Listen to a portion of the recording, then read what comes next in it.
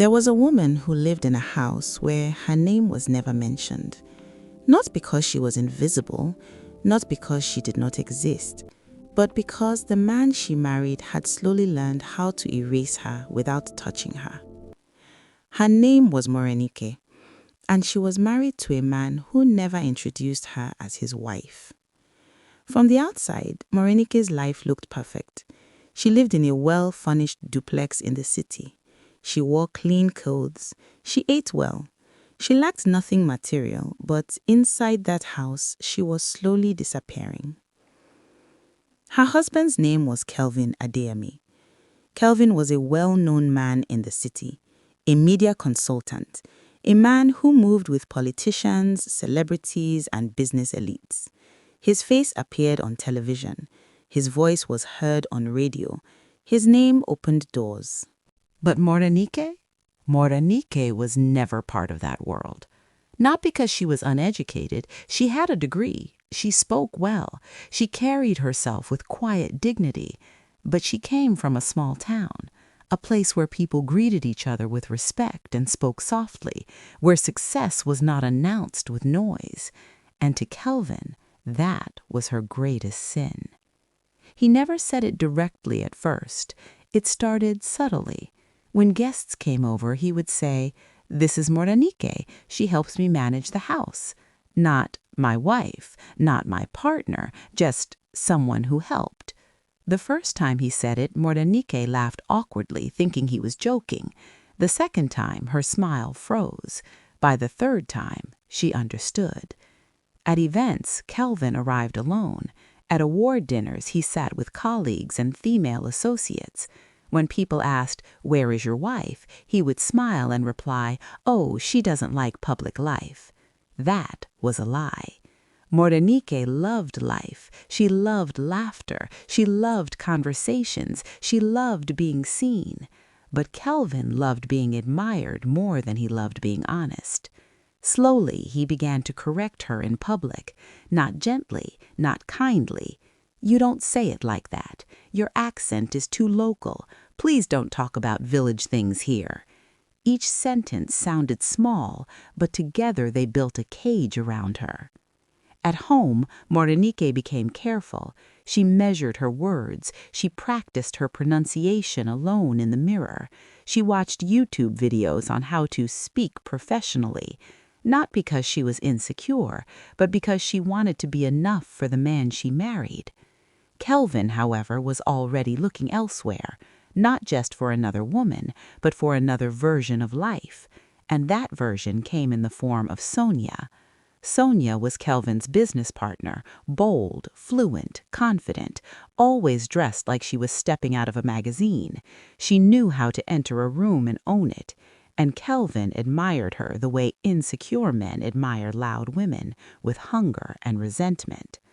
Sonia noticed Morenike from the beginning, not with hatred, with calculation. She pretended to be kind. She called Morenike sweetie. She hugged her. She even invited her out sometimes. "You're too quiet, Morenike," Sonia once said with a smile. "You should learn to speak up more, especially with a man like Kelvin." Morenike laughed shyly. "I'm trying." She did not know that while she was trying to improve herself, Sonia and Kelvin were trying to replace her, not just emotionally, but socially, professionally, and eventually, legally. Because what Morenike did not yet know was this: Kelvin had already started telling people that he was not married, and Sonia was slowly being introduced as the woman in his life, not as a mistress, but as a future replacement. And Morenike was still sleeping in the same house with a man who had already erased her in his mind. She just hadn't felt the full weight of it yet, but she would, very soon. Morenike first realized something was wrong the day she saw her own house on social media. Not her face, not her name, just her house. Sonia had posted a picture on Instagram, standing in Morenike's living room, smiling confidently, a glass of wine in her hand. The caption read, "Business meeting at home with my favorite person," and Kelvin had commented with a heart. Morenike stared at the screen for a long time, not because she was jealous, but because she was confused. favorite person, home. She looked around the living room slowly, her curtains, her couch, her flower vase. Yet the world was being told a different story. That evening, Kelvin came back late as usual.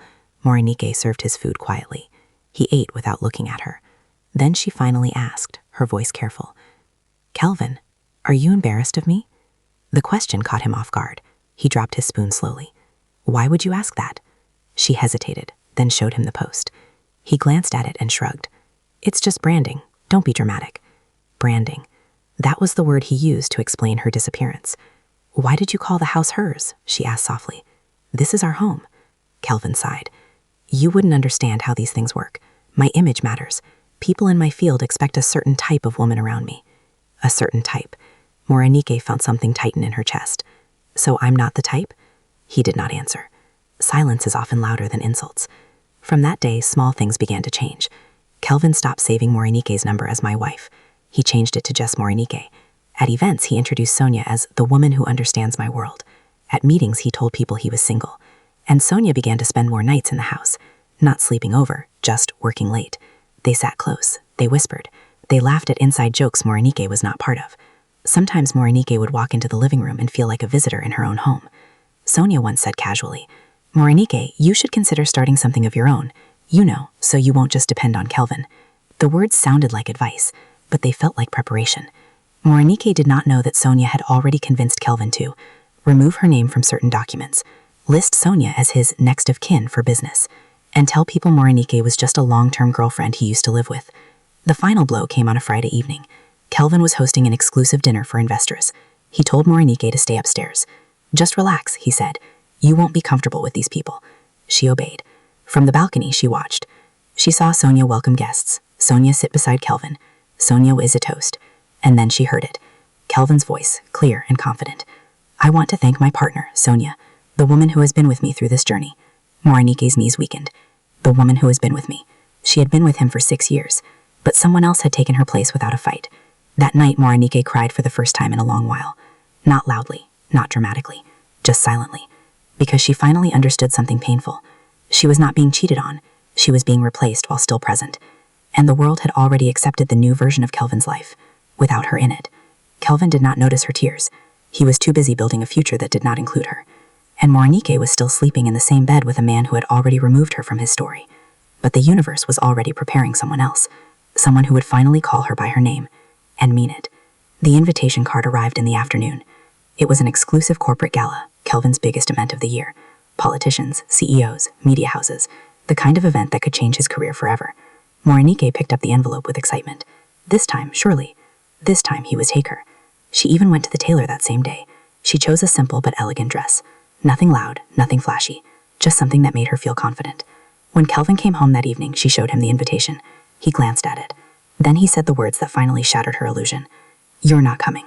Morenike laughed lightly, thinking it was a joke. "What do you mean I'm not coming? It's your biggest event." He didn't look up from his phone. "Sonia will be there. She fits better with that crowd." Morenike felt something cold crawl up her spine. "I'm your wife, Kelvin." He sighed, clearly irritated. "This again?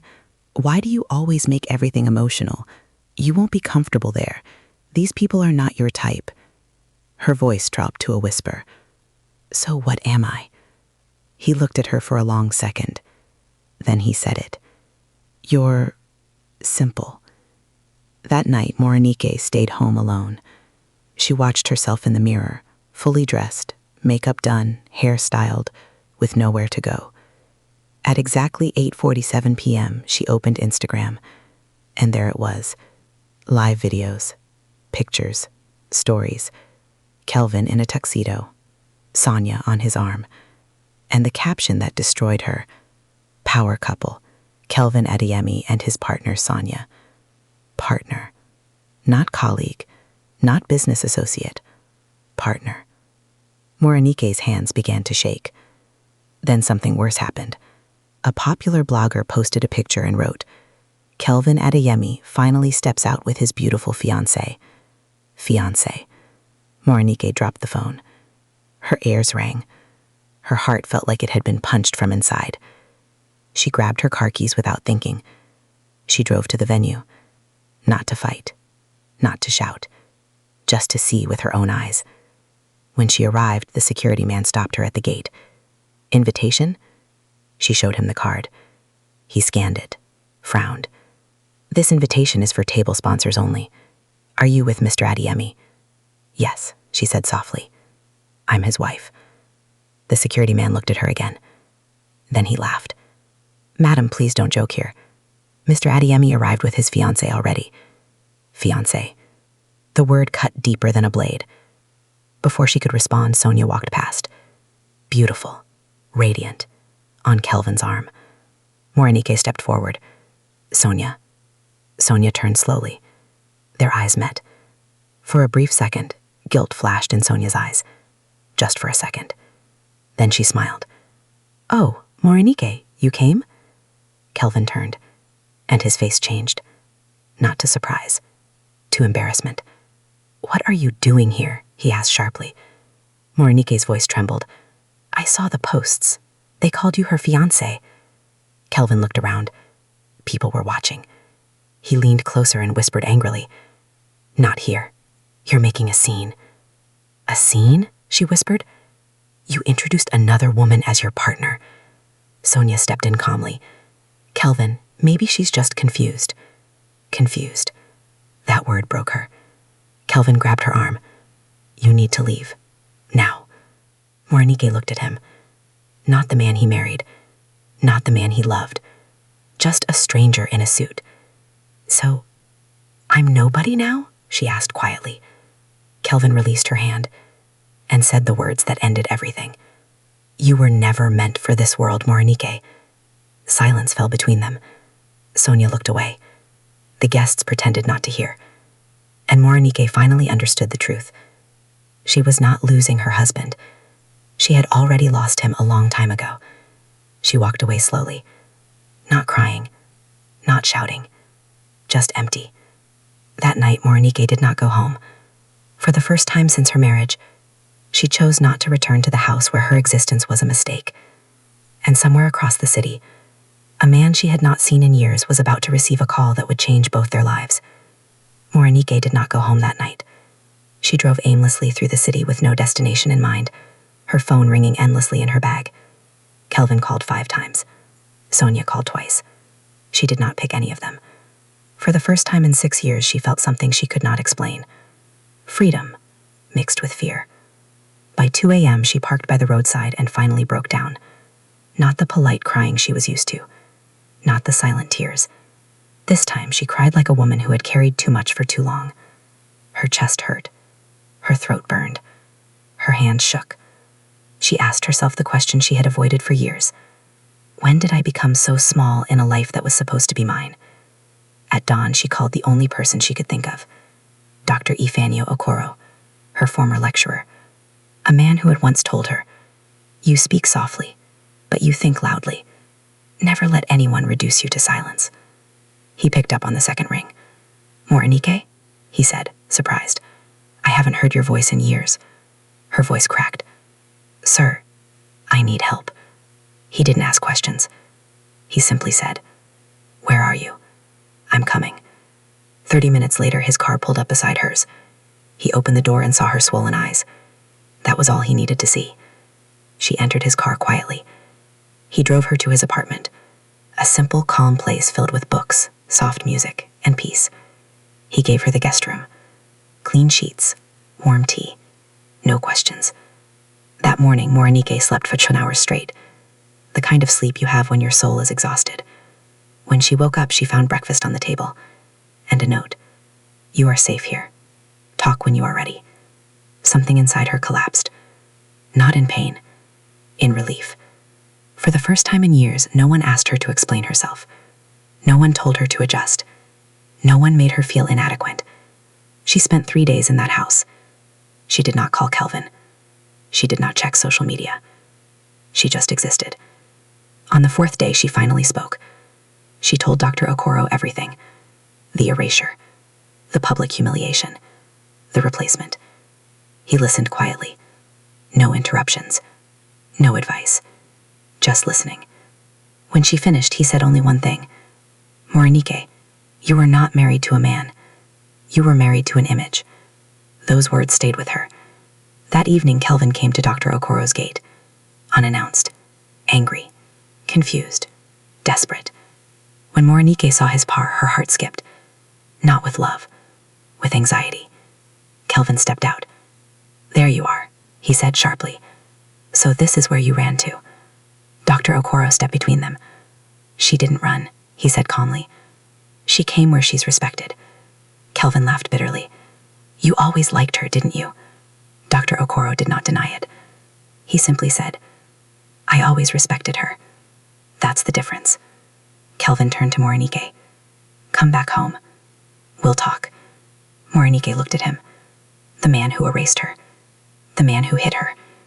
The man who introduced another woman as his future. And for the first time, she said no. "I'm not coming back to that house," she said quite quietly. "Not until I remember who I am again." Kelvin stared at her like he didn't recognize her. Because he didn't.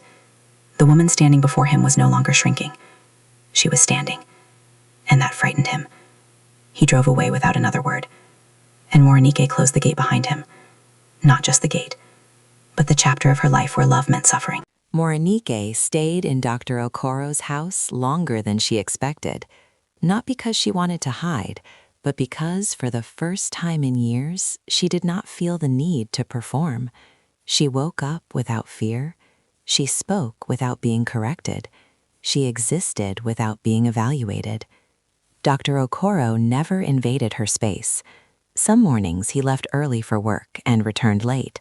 Other days he worked from home, sitting quietly with his laptop while soft classical music played in the background. They spoke, but not too much, and somehow that silence felt healthier than all the forced conversations she had endured in her marriage. One afternoon, Morenike stood in front of the mirror and realized something shocking. She was smiling. Not the polite smile she used to wear around Kelvin, not the defensive smile, a real one. She began to cook again, not to impress anyone, not to prove her worth, just because she enjoyed it. Dr. Okoro once tasted her food and said casually, "You know, you cook like someone who listens to herself." She laughed. "I don't even know who myself is anymore." He looked at her gently. "You will. You just forgot her because someone convinced you she was not important." Those words stayed with her. Slowly, she started doing small things. She enrolled in an online course in communications. She started writing again. Essays, thoughts, things she had buried. She took morning walks alone. One morning, she passed a bookstore and went in. She bought a notebook. On the first page, she wrote, "My name is Morenike. I am not invisible." And for the first time in years, she believed it. Kelvin, on the other hand, was falling apart. At first, he pretended he didn't care. He posted more pictures with Sonia, more events, more smiles. But something was missing. Sonia talked too much. She interrupted him. She argued with him publicly. The same confidence he once admired now irritated him. One evening, he said to her, "Do you ever stay quiet?" Sonia frowned. "Why should I? Silence is weakness." Kelvin did not respond, but in his mind, a voice whispered, Morenike was never weak. She was peaceful, and that thought disturbed him. He started checking his phone for messages that never came. No, did you eat? No, drive safely. No quiet presence in the house. The house felt louder without Morenike, yet emptier. One night, Kelvin drove past Dr. Okoro's street. He saw Morenike through the window. She was laughing, not forced, not careful. Real laughter. And Dr. Okoro was listening to her like she mattered. Kelvin's chest tightened. For the first time, he felt something unfamiliar. Not anger, not pride, regret. But Morenike was finally learning something new, that healing does not come with fireworks. It comes with peace. And peace was slowly teaching her how to breathe again. Morenike did not fall in love suddenly. It happened the way healing always does, quietly. One evening, there was a power outage. The house went dark. Dr. Okoro lit candles and placed them around the living room. Not romantically, just practically. They sat on opposite sides of the room, talking about nothing important. Books, work, life before adulthood became heavy. At some point, Morenike laughed and said, "I forgot what it feels like to talk without being afraid of saying the wrong thing." Dr. Okoro smiled. "You've never said the wrong thing. You were just with the wrong person." Silence fell. Not awkward, soft. Morenike realized her heart was beating faster, and that scared her. She had promised herself not to feel again. Not so soon. Not after everything. So she began to withdraw slightly. She spent more time alone. She avoided long eye contact. She pretended not to notice how safe she felt around him. Dr. Okoro noticed, but he did not pressure her. One night, she finally said it. "I'm scared." He looked at her gently. "Of me?" "Of feeling anything again," she replied. "I don't trust myself anymore." He nodded. "That's normal. Love should never feel like a trap. It should feel like a choice." Those words unlocked something in her. A choice. Not obligation, not endurance, not sacrifice. Choice. Weeks passed. They went for walks. They cooked together. They laughed. And slowly Morenike stopped flinching when he touched her hand.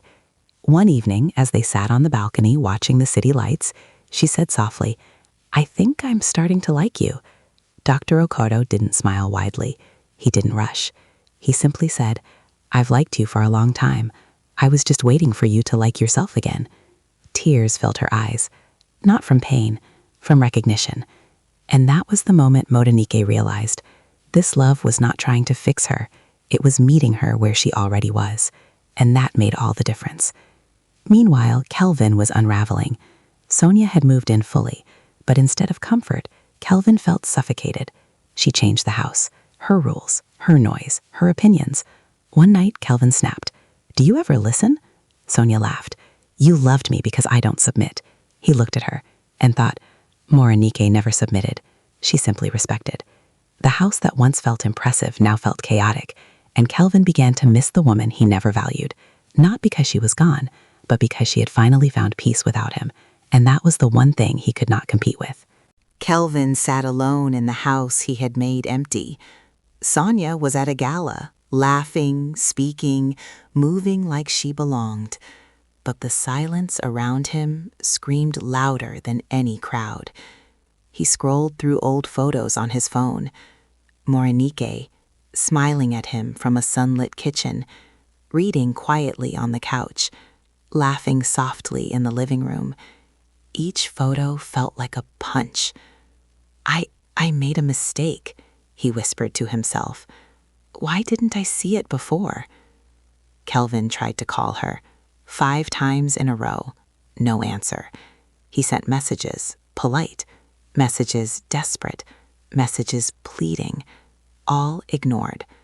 He thought he could buy his way back. He offered expensive gifts, tickets to faraway vacations, promises he never intended to keep. Morenike declined them all. She didn't need to explain. She didn't need to justify. She was safe, and she was herself again. Kelvin's frustration turned to anger. "How can she be so calm?" he shouted at the empty living room. "She should be chasing me. She should be begging." But Morenike had changed. Dr. Okoro never needed to defend her. She simply was, confident, whole, unashamed. One night, Kelvin decided to confront her in person. He arrived at Dr. Okoro's apartment unannounced, pacing outside the gate. When she opened the door, Kelvin said sharply, "Morenike, I need to talk. Please, just hear me out." Morenike looked at him, her eyes calm but firm. "I have nothing to hear from you anymore." He stepped closer. "Please, I made a mistake. I didn't know what I had. I love you. I want you back." Morenike's chest tightened, not from desire, not from longing, from recognition. She finally understood something. The man who hurt her was not the man she could trust again. Dr. Okoro stepped forward. "You've caused enough pain, Kelvin. She is not yours to take back. She never was when you refused to see her value." Kelvin's face paled. "I can change. I'll do anything, anything. Dr. Okoro's eyes were steady. She doesn't need your change. She needs her peace. Kelvin finally realized. It wasn't money. It wasn't status. It wasn't Sonia. It was her soul. And he could not buy that. For the first time in his life, Kelvin felt powerless. Morenike, on the other hand, smiled softly at Dr. Okoro, not because she wanted to make Kelvin suffer, but because she had learned her worth, and no one could take that from her. Kelvin did not leave. He lingered outside Dr. Okoro's apartment for hours. By the time Morenike stepped out that evening, she found him pacing nervously on the sidewalk. "Kelvin," she called, her voice steady. He looked up, eyes wide with desperation. "I need to talk to you, just for a moment." Morenike stopped and stared at him. "Talk? What is there left to say?" He stepped closer, lowering his voice. "I can fix this. I'll do anything. Anything?" she interrupted, her tone calm but sharp. "Yes, everything you think will make me stay, but I won't." Kelvin faltered. "Please, Morenike. I was blind. I didn't see what I had. She shook her head slowly. "You didn't see me because you didn't care to. And now you think love is just asking, begging, offering money, status? That's not love, Kelvin. That's possession." He swallowed hard, anger and frustration mixing on his face. "Don't do this. You'll regret it," he shouted, his voice rising. "I won't," she said softly, unwavering, "because I've learned something you will never understand." Kelvin's fists clenched. "You think he makes you happy? That man you're hiding with?" She looked at Dr. Okoro, who had just stepped onto the balcony, calm and protective. "Yes, he sees me. He hears me. He doesn't try to fix me because he knows I'm already whole. That's something you never understood." Kelvin's face twisted in disbelief and pain. "You'll come back. You'll see. No one will treat you like he does. You'll come back to me." Morenike shook her head. "No, you had your chance. You had 6 years to see me, to respect me, to value me. You chose cruelty instead. And now I choose myself." Kelvin's chest heaved. For the first time, he was silent. The realization struck him like a storm. The woman he had mocked, humiliated, and replaced had grown beyond him. Dr. Okoro stepped forward, placing a gentle hand on Morenike's shoulder. "You are safe. You are enough. And you are hers, not his," he said calmly. Kelvin turned, his anger giving way to the hollow ache of regret. I lost her," he whispered, almost to himself. Morenike met his gaze for a moment, and then turned fully toward Dr. Okoro. "I never lost me," she said firmly. "Do you understand that, Kelvin? I never lost me." Kelvin stood there, speechless, watching as she walked away. For the first time in his life, he understood. Class, respect, value, love. He had never possessed them, and the woman who embodied all of it was gone from his life forever. Morenike woke up that morning feeling lighter than she had in years. The sun poured through the windows of Dr. Okoro's apartment, warming the room softly. She had made a choice the night before, a choice she would not waver from. Kelvin called, he texted, he sent flowers. She read nothing. She looked at herself in the mirror instead. The woman staring back had shoulders lifted, head held high, eyes clear. The same woman Kelvin had mocked, silenced, and dismissed was now untouchable by his mistakes. By noon, she walked into the living room, and Dr. Okoro smiled. "Morning," he said gently. "Ready for today?" "Yes," she said softly but firmly. "Ready to live." They spent the day together, not rushed, not dramatic. They laughed, they cooked, they shared thoughts and dreams. Each conversation, each smile, rebuilt her soul brick by brick. Across the city, Kelvin sat in the empty house he had once filled with her presence. The curtains she had washed every week, replaced. The corners she had cleaned and prayed in, cleared. The life he had taken for granted, gone. He picked up the phone. "Please, let's talk," he whispered, voice cracked. There was no answer. For the first time, he realized something terrifying. He could not undo what he had lost. Weeks later, Morenike attended a small gathering with Dr. Okoro. People admired her calm confidence, her grace, the way she carried herself. Kelvin saw her from across the room. Sonia laughed beside him, loud, polished, confident, but all he could see was Morenike, whole, radiant, untouchable. He tried to speak to her. She met his gaze, smiled politely, and walked past him. Not angry, not cold, simply unmoved. The woman he had tried to control, humiliate, and replace had chosen herself. And in that moment, Kelvin understood the hardest lesson of his life. Class is not loud laughter. Charisma is not polished words. Love is not possession. Respect is not given. It is earned. Morenike had been his blessing all along, but he had chosen cruelty, and she had chosen peace.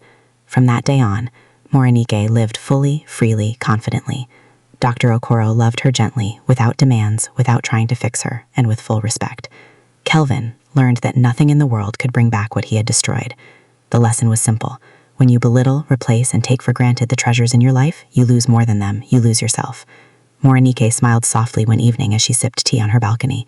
She whispered to herself, "I am enough. I always was. And now I am free." And for the first time in years, she truly believed it. One evening, Dr. Okoro took her hand. "Morenike," he said softly, "I've waited to ask, and I hope I've earned the honor."